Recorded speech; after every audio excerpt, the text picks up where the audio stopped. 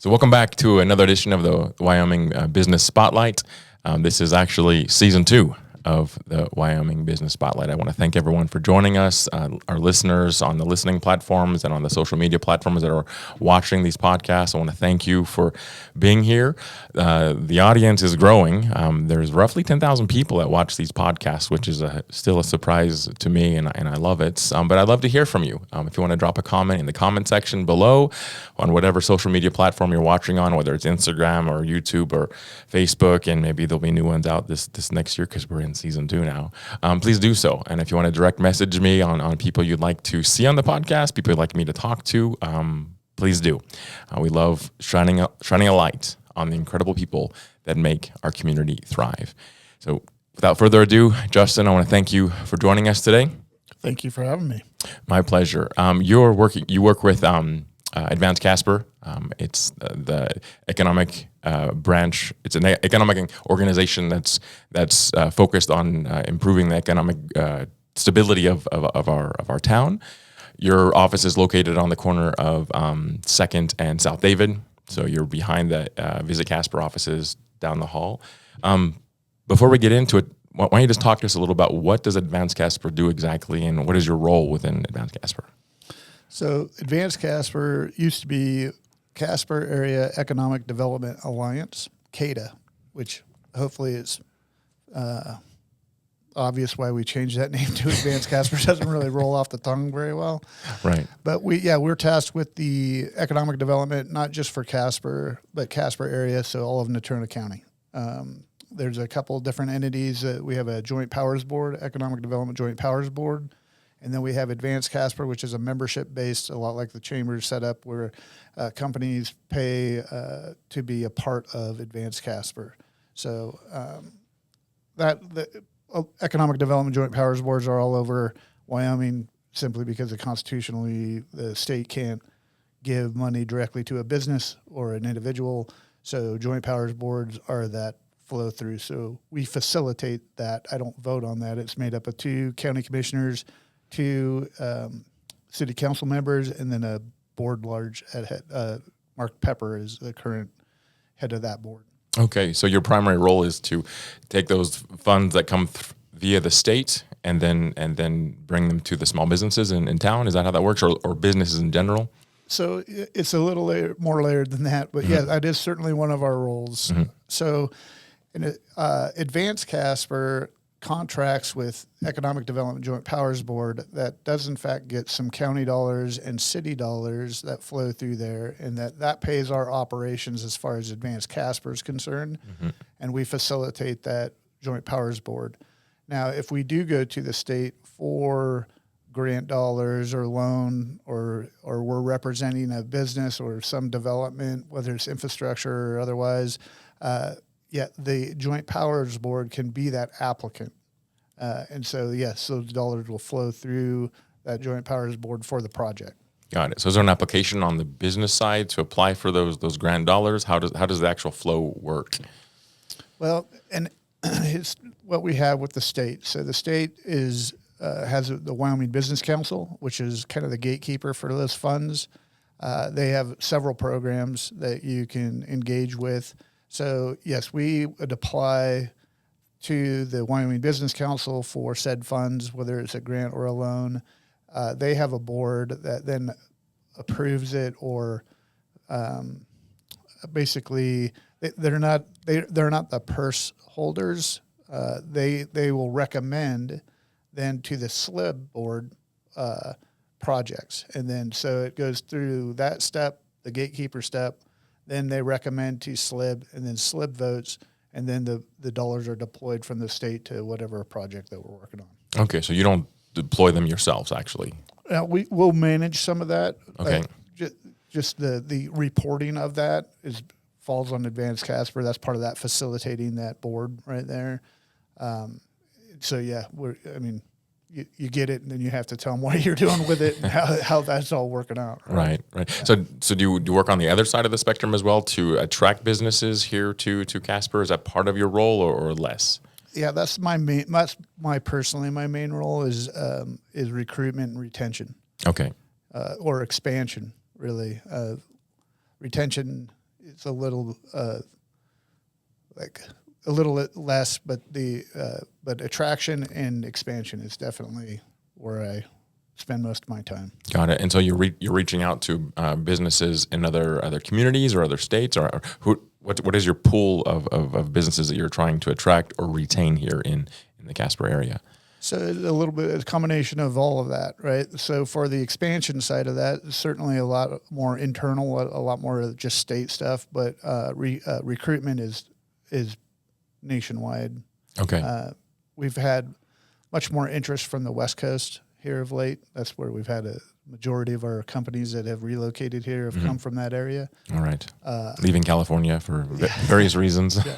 Pacific Northwest, yeah. Got it. Yeah, California for sure. Got is a big part of it. Okay. So how does that, what does that look like? How do you attract those businesses? How do you reach those businesses? You know, what do you, what does your role look like in making Wyoming look great? Yeah. So that's a great point because there's no tricking people, right? You don't trick them and then have them stay here for a long period of time. So you have to be very candid in those conversations and make sure they visit here. But it's multifaceted. We do so the operation funds that we do get from the EDJPB, the Economic Development Joint Powers Board, about 50% of those funds go toward salaries, benefits. And then the other 50% of that is made up between operations and marketing. And so part of that marketing is that we do national, it's a livability campaign is what we're doing currently, which is a digital, and they have a tangible like magazine type that gets passed around. And that's to introduce our community outside of the state. We really decided some time ago that there wasn't a really effective organization doing that for the state of Wyoming, with the exception of tourism. Of course, tourism does a great job, which is also why we kind of co-locate with them. Okay. Early on, they would do, hey, here's 5 reasons or 10 reasons to visit Casper. And then we would follow that up with the same line, but it's like, hey, here's 5 reasons or 10 reasons to locate your business here. And so we knew that they were reaching out there. A certain percentage of those people that visit Casper are going to have a great experience. They're going to look at that and say, okay, well, what would it look like if we moved here? And then that's where we would come in as far as, hey, plugging them into local politics or helping them with what we can do as far as economic development. Okay. The other side of that is we have some common threads, some industries that are more interested in our area than others. And so once we have some success there, we pull back on those threads to find other like companies in other states that would probably find Wyoming to be a good fit for them. Okay. So would you say that the number one way that you attract businesses is through the livability campaign, whether it's digital or a physical magazine, or are there other things that you do? Are there trade shows or things like that you? Yeah, we do trade shows, and then especially in the line of that pulling on those threads, right? So then you identify companies that are going to be good fits for Wyoming, and then we find their shows and figure out what they do for fun and make sure we introduce Wyoming to them. Got it. The state does have programs also through the Wyoming Business Council. They'll get national leads that they farm out to communities to basically fill out an application to get their interest. They currently have a site selector that they've chosen to help us on that. We entertained them a couple weeks ago, and that's just to kind of get us on a national map or an international map for that matter. And so, there's several layers to that. On a local level, we lean on that livability. We farm that livability, like the stories and the advertising, all through our members in the community, and we match a lot of their contribution. A big part of that drive was set up because, years ago when I started this position, our digital impression or our digital image of our community was all over the place. It wasn't great. And so we developed, with the help of Jared Stack at Flow State and Visit Casper, we developed a Choose Casper website, which would put individuals that live here as ambassadors. That if you had interest in our community or specific interest, if you like kayaking or what have you, there was a person on that website that you could contact them at their personal email and have a conversation, right? Okay. So we wanted to have citizens out front telling the story about why they live here. That then rolled into addressing our digital library, so that when people, when like Jared was going through a recruitment for tech and recruiting a different, group of people that we have, a different demographic than we ordinarily have. And they would search our community digitally, like we all do. You have a phone in your pocket and you look at it before you go. And so that content, we wanted to get more accurate depiction of our community in that digital space. So got it. Okay. Thank you for watching today. These podcasts are sponsored by Payrock, and Payrock is a payment solutions provider. I work with any size business or nonprofit, improving payment acceptance efficiencies while reducing those overall costs. You can reach me through any one of these social media channels, or you can give me a call. Let's get back to that podcast. Would you say that your primary target is larger businesses? Is there like a turnover target you have in terms of what businesses you're trying to bring into to Casper? So yeah, that's a great question, and we really concentrate on the smaller because we really barely have a measurable unemployment rate as it is. Everybody in Wyoming, is working that wants to. So if somebody were to come in and say, "Hey, we're going to have 400 people overnight," it sounds great, but we just don't have that workforce manpower to do that. Yeah. So our real sweet spot is somewhere in the neighborhood of 15 to 50. Okay. And then growing our existing businesses is a big part of that because they're already here, right? So that's money better spent than trying to find that relocating of a business here. It's much more expensive to get them there than to support the existing infrastructure that we have as far as a business community. Okay, and how do you do that on that side of things? How do you that's what you mentioned, retention, trying to keep businesses here. So how do you support businesses that are currently here? In a variety of ways, we've done loans to businesses that wanted to expand. I think it's really important to point out that we don't compete with the private sector. The way we can get into those loans with one specific company, as a real example, they had locations in North Dakota and Montana, and they were wanting to expand their offerings. And so we were competing with those other states, and we do that in most everything. But we then provided them a loan package that was very aggressive, aggressive in very favorable terms, right? And so it allowed them to do that expansion and then build jobs here. So they built a new, they offered new manufacturing, they employed new people, and that we created new jobs in Natrona County, which is really our mantra. That's what we want to do. And you're able to access those funds for loans through local banks here in town? Is that how you access those? No, we have, so way back when it was started, there's a little known road on the backside of the mall here in Casper that's called CADA Way, Casper Area Economic Development Way. Originally, when they set up this organization, it was with a gift of land, and that land then was developed, much like Leeds, our counterpart in Cheyenne. That's how they were created. They were gifted an enormous amount of land that they turned into a business park, and gives them that creativity to do deals like that.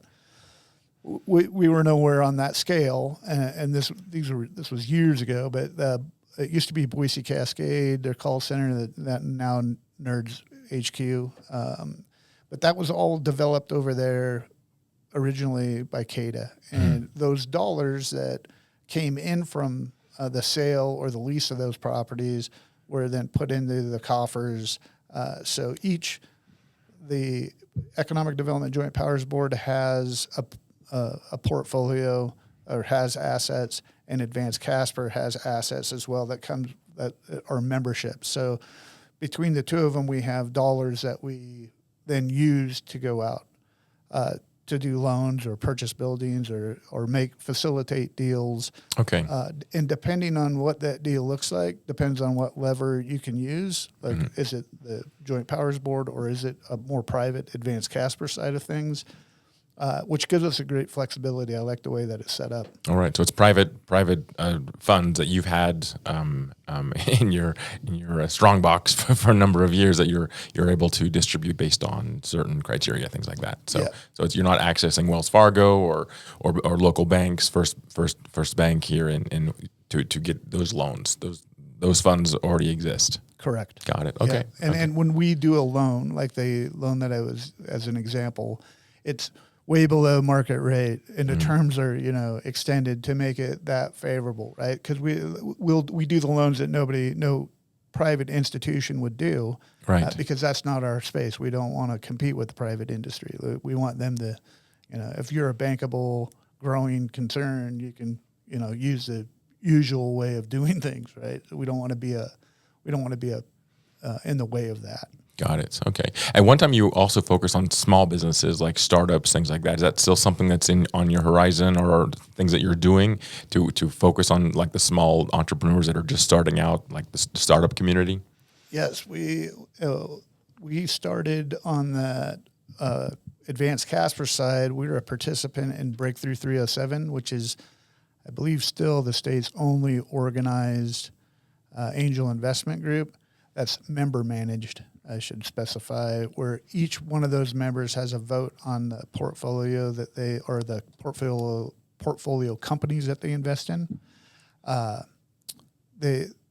was originally, prior to me coming on, that was recognized as, one of our biggest exports is young people, right? And so if you were a young entrepreneur and you needed venture capital, well, you had no choice but to go outside of the state. You had to go to Colorado or, Silicon Valley, wherever it is, to go access those funds. Right. So this was an effort to stop that, right? Advance Casper also purchased a platform that we reskinned, and it's called Invest 307, which is a crowdfunding platform, because not every company, certainly in Wyoming, qualifies for venture capital, but right. The Invest 307 platform is an equity crowdfunding. So, you can, friends, families, fools, it expands that pool a little bit, right? Right. So everybody can participate in.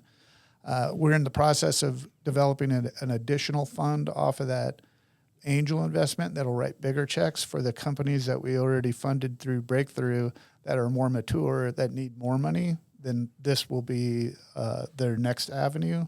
Okay. So that ecosystem's getting built out. Mm-hmm. Then in addition to that, Impact, Wyoming used to be Impact. They've kind of disappeared. They used to run a startup challenge, and we would participate in that. In that, we raised all the funds for the prize money and then set up the business boot camp, and we very much were involved in that because that's economic development. You have the startup challenge where people put in their applications. You narrow that application down to 10, then you narrow those companies down to 5, and then you have a pitch night. It's a lot of fun. Shark Tank. Yeah, it's our local Shark Tank. This year we had. This year we took it over. We being Advance Casper, because the entity, the Impact, just doesn't exist in that form, and so we're going to maintain that. I think it fits into that ecosystem, right? So you have everything from very much the startup to, writing the $1 million checks when necessary with the additional fund that we're spinning up. All right, that's super interesting. I had no idea. So you cover everything from crowdfunding, angel to venture capital investments. That's interesting. And it's not that we particularly I want to own it or Advance Casper wants to own it, but it's things that you recognize in the business world, in the business community, that we were lacking that other states have. Like, we're not inventing this stuff. Right. We're just borrowing old ideas and putting our Wyoming spin on it. Right. And there's definitely a need for that here in Casper. No question. The Breakthrough 307's on their second fund. First fund's fully deployed. It was roughly $1.2 million. And then the second one is roughly the same.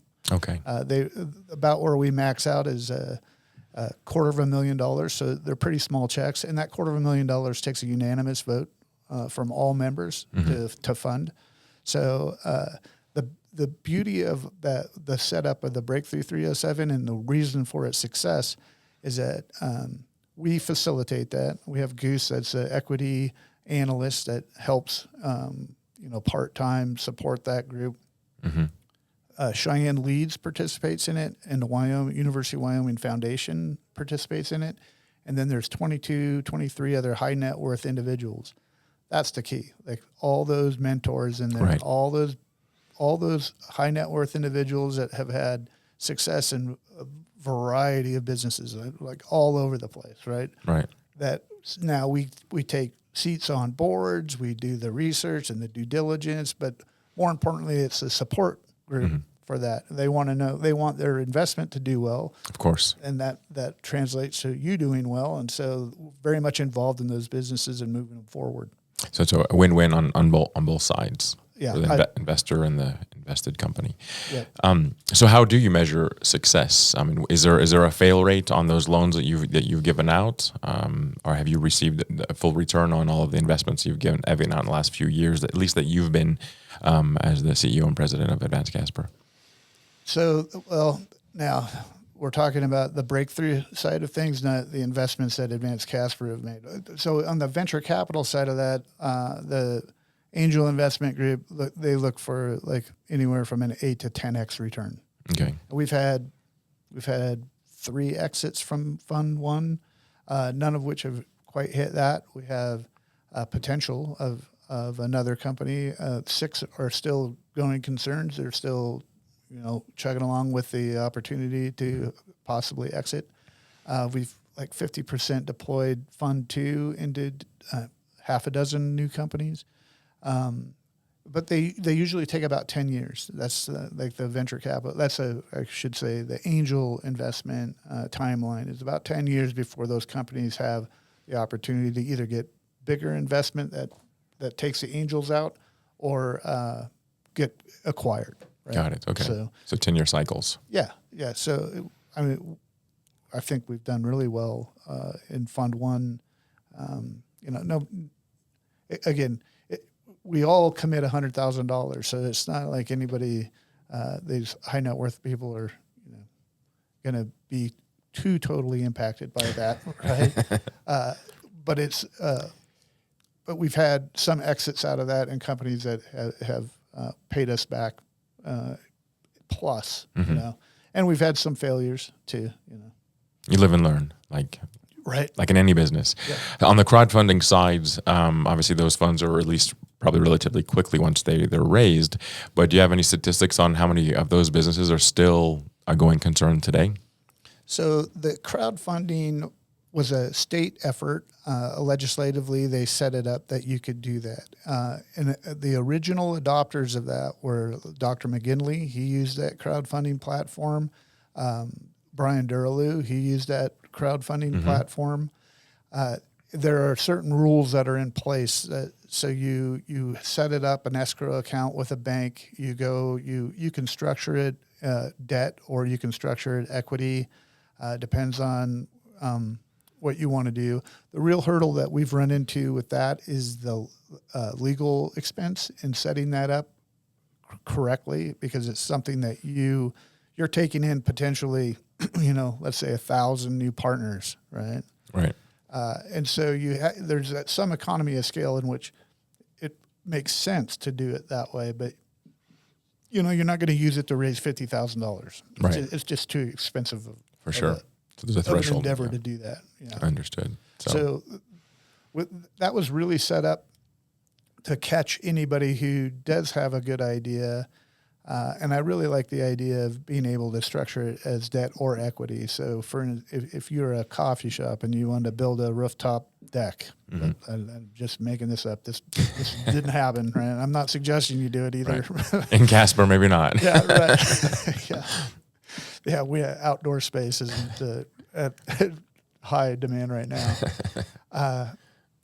And let's say you need to raise $250,000 to do those improvements, and the banks don't want to particularly touch that. So you go to this equity crowdfunding, and just like crowdfunding, you go out and you ask people for money, right? And instead of getting a T-shirt and a thank you, you actually offering.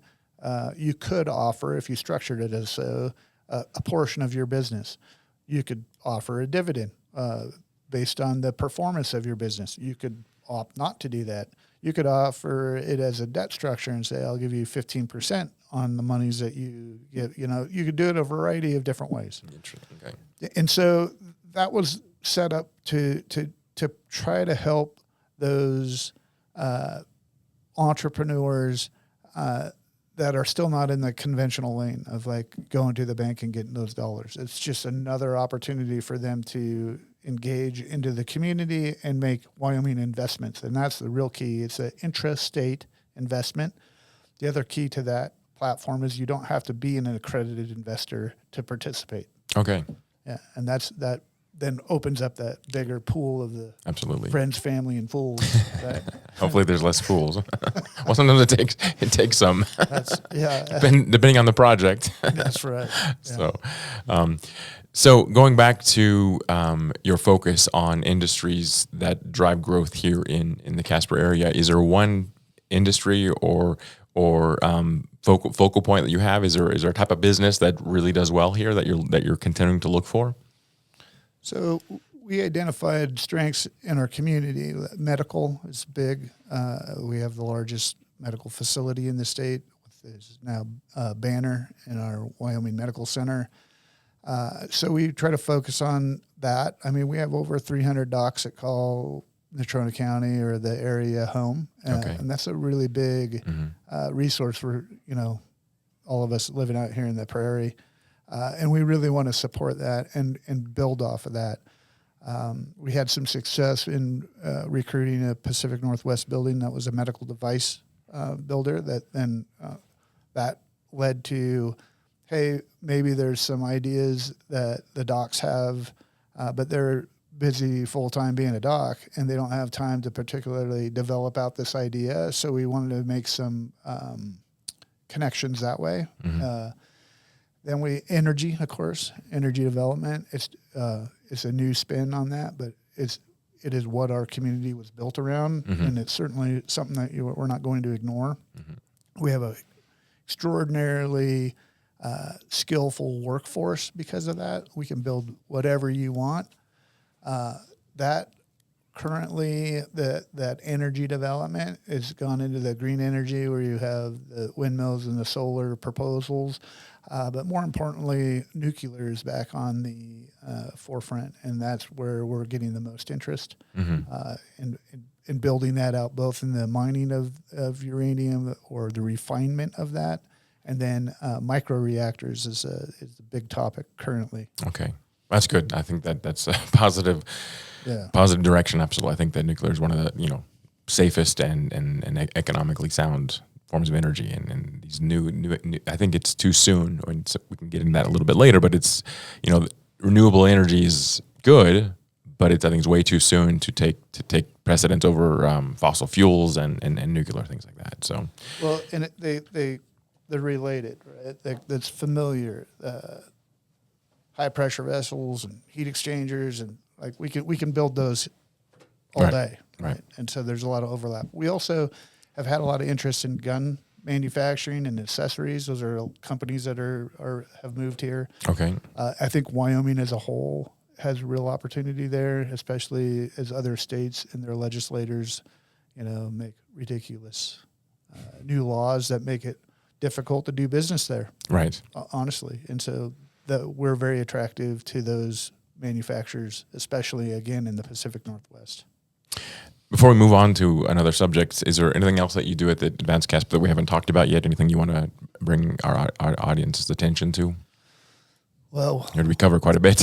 yeah, and it's important to keep it all different. These are all different efforts. Like the venture capital side is completely different than the deal structures that we offer our companies that are coming here that come through Advance Casper that are completely different from the deals that we offer through Economic Development Joint Powers Board.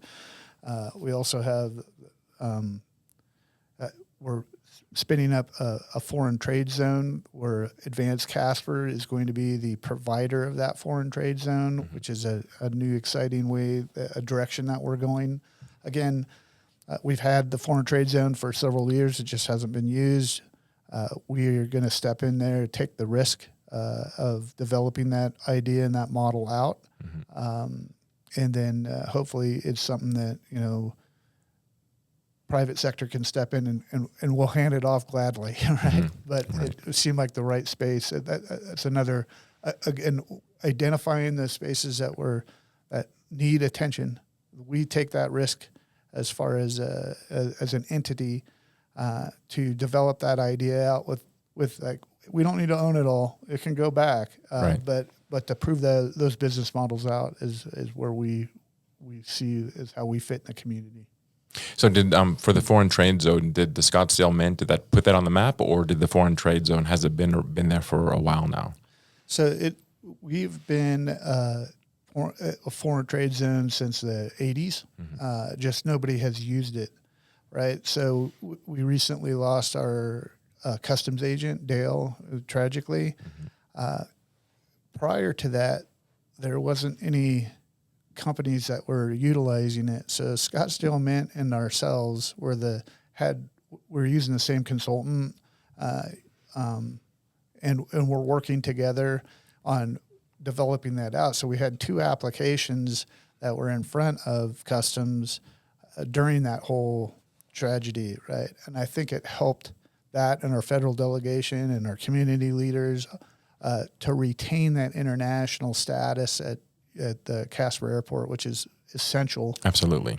And retain that customs position, which is essential to all of that, right? You don't have any of that without the customs agent. So we have a new customs agent out there.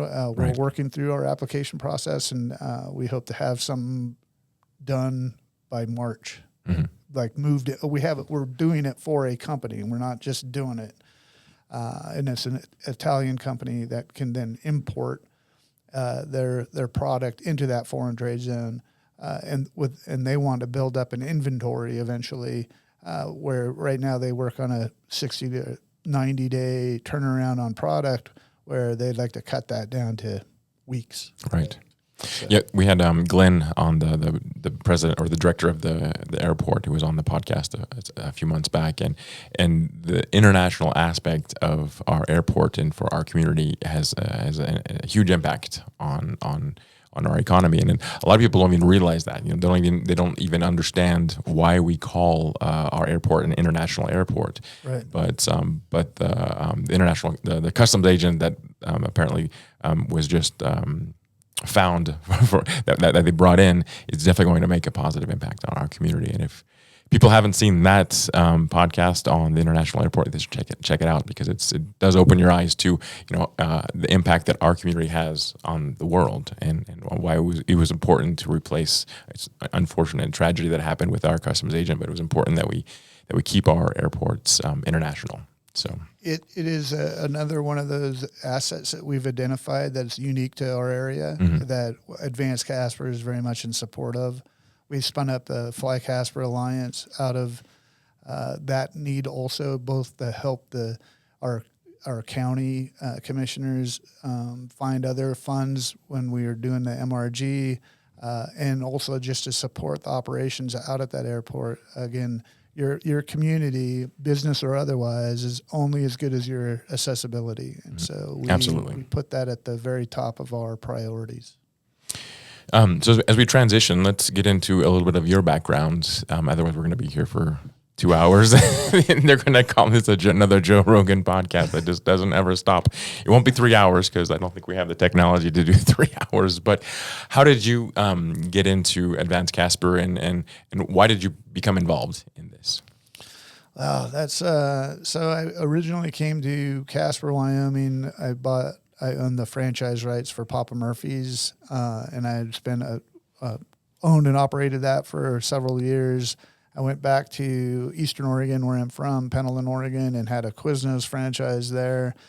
Uh, I, I've I have been a licensed realtor. I've been a licensed Series 7 stockbroker. I have some professional ADD, but the point is that I had always worked for myself. And when we moved back to Casper, it was becoming that has shifted a little bit. I'd sold my businesses, so I didn't particularly have anything here to come back to, kind of burn the boats. And so it was a shift that my family and I had to do. And at that time, health insurance was really a concern. It was, and it still is. It was very expensive. It's something else that we need to address in recruitment for our community. So I started looking at like going back to work for somebody, which was pretty new. I hadn't done that. So I originally took a job with the Small Business Development Center at a University of Wyoming. And then my area was the surrounding counties. I did that for a couple of years. And then we shared space with Advance Casper, CADA at the time. And through that, developed a relationship with Charles, who was running it at the time. Really got to understand what they were doing. We did a lot of collaborative things as far as through the small business, community-driven things. And so when that opportunity came up, I applied and went through that process and was hired. And it is, I guess, it scratches the itch of like, being an entrepreneur, and I just treat it like it is my business in the sense that, it could be weekends, it could be like you're always on in that sense. But you never know what you're going to be talking about from week to week, right? Right. It just is such, it's very exciting. And I really do enjoy it. And I like having that opportunity. It keeps it very interesting. So it's like running your own business, but your business is the size of Wyoming. Yeah. And there's a couple, again, going back to those, there's two portfolios that you manage. We're not a granting institution. We don't want to run out of money. It'd be, we're not. So you have to manage those assets. You have to manage your projects. You can be as creative as you can imagine. I mean, on the Advance Casper side of that, I have a 24 member board. And so it's that we get very creative on how we can structure deals and how we can access state dollars and state programs. I mean, we work with what we have, but I wouldn't trade it for anything. It's a lot of fun. What did economic development look like before Advance Casper? I mean, what was, you changed the name, but beyond changing the name, what did it look like before that? Were there several different organizations? Were we relying on Cheyenne? What did that look like? I think there was a lot more dependent on the state and the state giving you leads, and then you kind of Charles was not this way. He was very much a pit bull. Out there being aggressive. But prior to that, I think you're just kind of sitting around waiting for the phone to ring. And to be fair, I think the pandemic was a really big pivotal for our whole country, right, and the world for that matter, but for our community also, because our experience differed widely from even our surrounding states, right? And it really got people thinking about relocating. Like, you don't have to stay in a spot if it doesn't meet the needs that you have for you and your family. You can pick up and go. And so I think that was a big part of it, being interest from outside of the state, right? So what is unique about our area? What are the unique challenges that we have to attract businesses, and what do we face? I mean, you said that how we went through COVID was different than our surrounding states. In general, the economy here is different than the Dakotas or Idaho Oregon, obviously. Yeah. We won't get into that right now, but Yeah, we do not have time to get into that. Yeah. so what is unique about the challenges that we face here in Casper or Wyoming in general?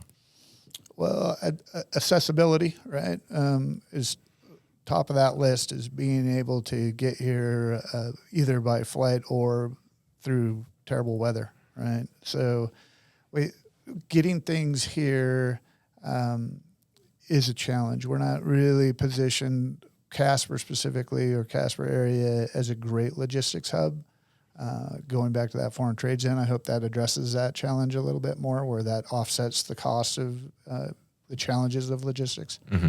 And we're just far enough away, right? And again, I'm going to speak about Casper area specifically. Like if you're in Cheyenne, it's a different story, because your hairdresser might be in Fort Collins and your doctor's most likely in Denver, right? Yeah. So they use that front range, and the same can be said about Evanston in that area of the state, where they depend on Utah, and and up north is Billings and Rapid. But in the Casper area, we're just self-reliant. If we want it, we have to do it ourselves. Right. It's not readily available in a community across state lines. So that is also the exciting part about our community, is that we've proven that's what we like to do. And even a lot of the times when we're told no, as a community, we just do that anyway.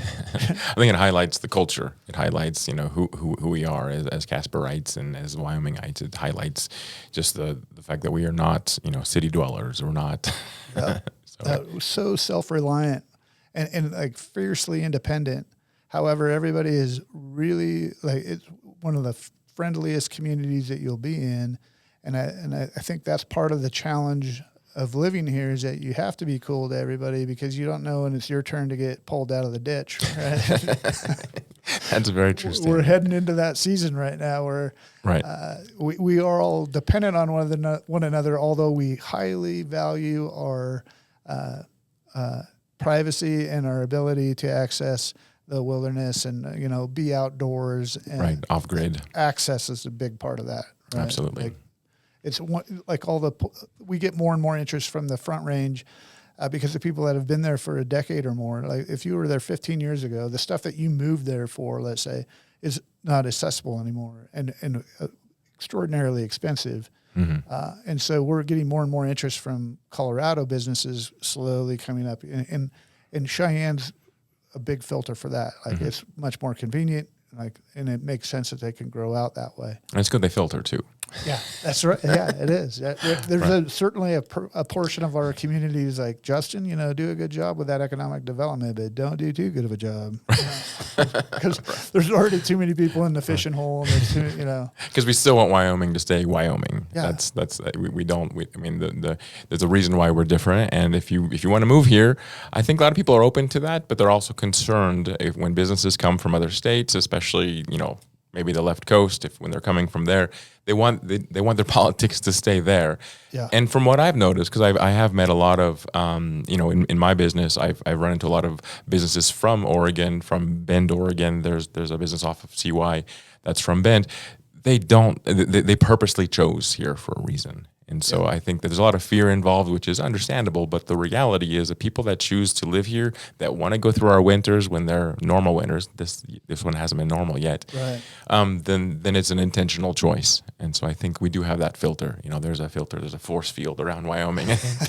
People leave behind them what needs to be left behind. I would agree with that. And it's a delicate balance, right? So we've seen a lot of expansion in the communities all around us. And going back to our marketing for Advance Casper specifically is like, if you don't tell your community story, there's a bunch of people out there that'll come in and tell it for you. Right. And right. we don't want that. Again, back to that fiercely independent stuff, but we have to engage in that. Again, it's so important. Is a community a good fit for you? And if you don't have that content out there for people to explore and make that decision on their own, then you're opening yourself up to whatever they'd like to Absolutely. do. No, you're absolutely right. The internet is a interesting thing, because if you don't tell your story, then someone else will, and it's probably not going to be the story you want to be told. Yeah, it's not accurate, and it doesn't have to be. It's still out there, right? I'm sure you're well aware of it. If you want to find, odd content, you'll find it. Oh, for sure. And then there's parody content out there too that was meant to be. I forget what the name of the Facebook page. But there's a parody about Casper, and it was intended to be parody. But some people log on to that Facebook page and they think we have underground catacombs, and it's like, no, we don't. We do have other things underground, but that's another story. You need to talk to Tammy over it about that. But can you highlight a project that you worked on in the last few years that you're very proud of? What represents Advance Casper to you? We had an Australian company that was looking at Casper. They used bentonite in a water treatment capacity. It would take the company was called Fallslock. They're still around, but it would take phosphorus and nitrates out of the water table as they sprinkle it on there. Anyhow, had been working with them for over a year. They had manufacturing in China, and they wanted to sure that here in Wyoming, our abundance of bentonite certainly helped, right? And then spin up a U.S. operations. They're very established in the European markets, but they hadn't really come to the Americas. So they ran into a real problem with China, where they couldn't access their materials any longer. Anyhow, they went through a complete rechange of all of the leadership and all that, and they went off the radar. So a thing that we've been working on for 2 years, gone. Right. And so in that process, Advance Casper, with the Economic Development Joint Powers Board and the state of Wyoming, had purchased a building that they were going to house, and we had very, very favorable terms to help them with their cash flow to get their manufacturing set up and all of that. Well, that's all gone, right? Mm-hmm. In the meantime, we have a record snowfall, and a local company lost their facility. We then offered our building to them because they relocated to a leased building, but they are at half the capacity that they were prior to. And the other half of that capacity was shipped off to Ohio. So we offered our building at the same terms that we were going to offer the Australian company, with, again, allow them to do the many improvements, to be fair to them, that building needed as well. It was not in great repair. But they then relocated in that building that we had with the state and the Economic Development Joint Powers Board and Advance Casper all teamed up to have. They then brought they're in the process of bringing those other jobs back to Wyoming and out of Ohio. And then at our startup challenge, one of the finalists was the chili dip, Josh Kalinowski, and he's having his chili dip molded at this same facility. Okay. It's like, again, just a great community of how we all put in together, all made this effort, and it didn't end up to be what we were originally going for, but our ability to pivot and provide that opportunity to a Wyoming company, I feel like that's just a great story. Absolutely. And so are you working on several projects like that, or that are in the works that maybe you can or cannot talk about, that people are coming in the next few months or next year? Oh, I would encourage everybody to just, everybody in the Casper area, to drive around and just watch how much earth is going to be moved in this spring. Mm-hmm. It's going to be amazing. We worked really hard with Mesa, who looked for a site for their new campus. They're a local company that do magnificent stuff. One of our leading employers, they needed a new facility to house that and grow. Mm-hmm. They want to double their workforce. we helped Evansville both in the application process and monetarily. We matched part of their dollars to qualify for a grant from the state to do the infrastructure to then build out this campus. That's going to be a great project. We have a bunch of new retail that's on the. You can go out in that Blackmore area, and that's all getting turned over. You got the new housing downtown. You got Austin's that's coming online. You have the sports center that's about to go. We helped in the application of getting the infrastructure run up to that area and work with companies around the halo that we refer to as the halo, that are supporting businesses to that sports complex. Things are really, really moving along, and again, I've been here since the late '90s, and I don't recall this much going on. I'm right in the middle of it, so sometimes it feels overwhelming. However, I just don't remember that much, that many projects, and so diverse, right? The Scottsdale Mint guys are great, a new entity here that are doing phenomenal stuff. Like, it's such a great new business here. That's completely different than from what we've had in the past. So how do you describe the economic future or the economic climate right now of Casper, the Casper area? Well, I think that we're about to pop. Like, we're about to really see. I think 5 years from now, a lot of this is going to be unrecognizable. I think that hill up there by the sports ranch, you're going to see hotels and service stations, and you're going to see hopefully some retail and some other things build up around that. You'll see the 200,000 plus square foot Mesa facility going up. You'll see the new changes that Austin is doing. Like, it's just going to be, the complexion is going to change. You're going to see that growth. I think they're putting in a Big D gas station on the top of Poplar. I think on Poplar itself, there's 4 or 5 gas stations already. Yeah. So there's definitely a sign of growth, because if you're bringing in a franchised gas station, it's because the potential is here, and growth is, they're expecting growth in 2025, obviously. Yeah, and that I live in that area, and I'm shocked at how big that thing is. Yeah, this is the Buc-ee's. Right. It's good. It's very. I welcome it, because the other service station its accessibility is questionable. It is. It's difficult, and the prices are different. I shouldn't go into that, but the prices are not the same as just like 1 minute down the street. So I always drive that extra, because it's easier, it's more accessible, and you save 5 cents a gallon, so it's worth it. And something I do want to address also with our name, Advance Casper, but you'll hopefully notice in this conversation that I referred to it as the Casper area.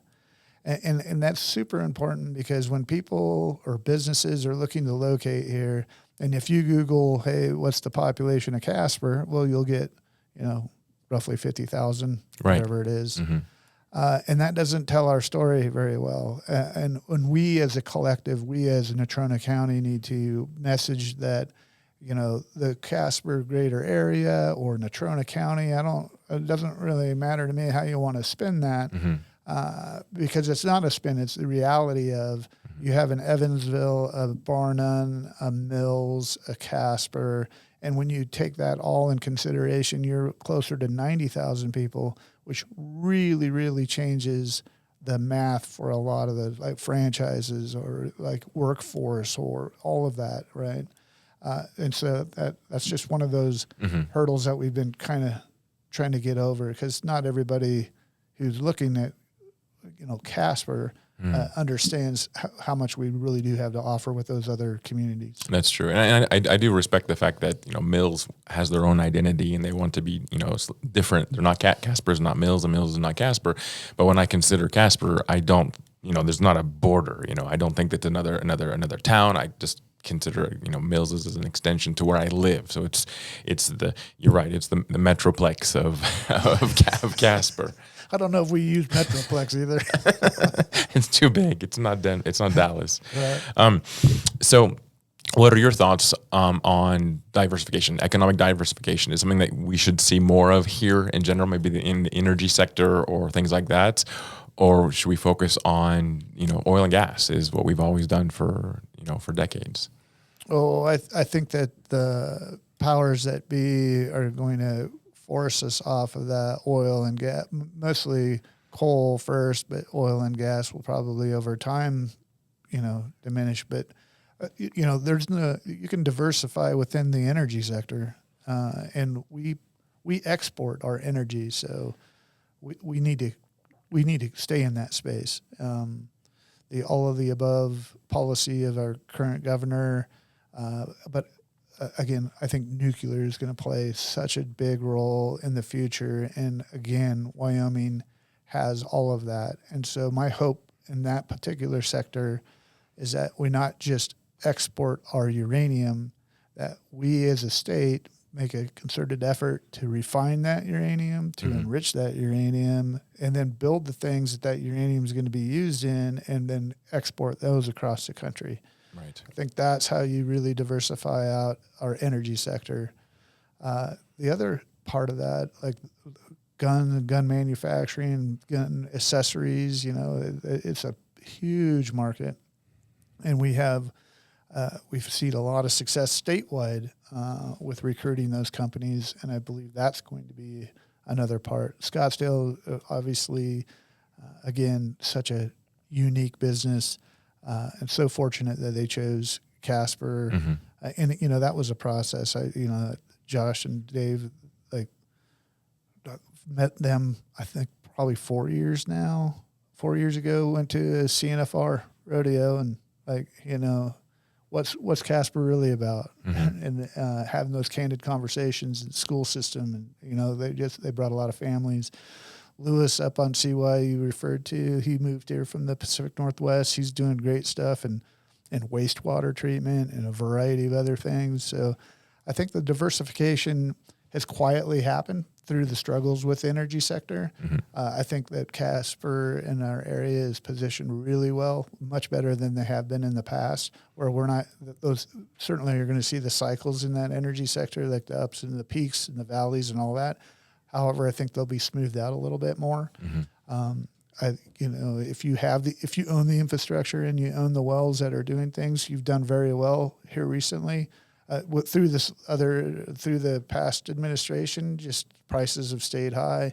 But what they have done is they've restricted expansion in new areas by shutting off all of the BLM properties. I think opening that back up, you'll have some new stuff, literally and figuratively in for the pipeline. Right. And I think that will help, again, help keep that momentum, because you're going to stand up another leg that was kind of not around for a little bit. And I think through this new administration that looks more favorable upon energy development, I think it'll be great for our area. I do too. I think that there's a lot of optimism specifically for the energy sector with the new administration. I think the next 4 years could be a very positive turnaround for and an expansion and growth. There is also a conference next year. I think it's in August for the, I don't know if it's uranium focused, but the mining, and I do hope that those questions are brought up in terms of enrichment and not just extracting and exporting, just to improve the livelihoods of Wyomingites, not just in the extraction and geologists and things like that. Yeah, I think that we've had to have learned over our past where, it used to be that you could pay people to live here, and that was the energy sector. When things were booming, there's every other plate when you're dropping the kids off at school is from Texas or Oklahoma or whatever. But when that stuff goes away, when they go to that bus, those people go away also. And so I think it's going to take a statewide effort and resources that we make that decision to keep more of that process in Wyoming. And I think we're on the right track there. So for you, the future is bright. I really. Yeah, I agree. It's just completely. I mean, I have the father of she was a traveling basketball player, so all this new stuff is a little late for me. But Right. I should have just got my CDL when we were driving around to different tournaments, and it was always Colorado or even South Dakota or Montana, and now we have all these amenities here. And I'll tell you, from that side of things, a certain percentage of those people are going to have a great experience here in Casper, and be like, what would it be like to live here? To live here, yeah. Yeah, right. And that's what the sports complex is going to do when bringing in these teams. Yeah, and So- we don't all take our wagons to work or ride our horses. It's like don't. infrastructure they recognize, and Yeah. there's high buildings and all that stuff, right? Yeah, but I do think that some people, if they could, they definitely would. Yeah. So you're not put off by, in the news again this morning, they talked about Big Lots and how Big Lots is going to close, because I know the headquarters, they did file for bankruptcy, and there was talk that Big Lots here on the east side would stay, and now it's not the case apparently. That's not something that you're put off by. That doesn't affect your outlook on 2025 or the next 4 years.